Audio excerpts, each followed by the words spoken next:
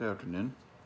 Um, on the Hoops to End Abuse app, I thought it was an interesting take to informing people about the signs of abuse and statistics about abuse.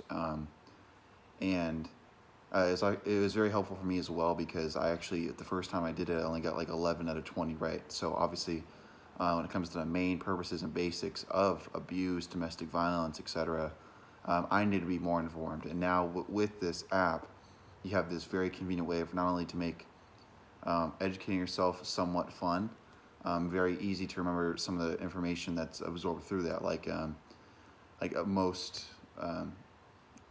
abuse victims come from off the streets, which is false. You know, it's usually someone that you know.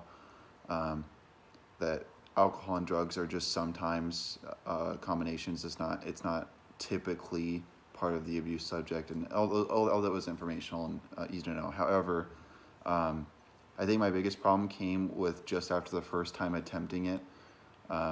Getting the hoop to show up and be consistent was super frustrating and inconsistent, and it wouldn't work at sometimes. But over time, I was assuming that'll improve. I'd also like to maybe suggest putting in a lot more questions so it randomizes. It's not the same questions every time.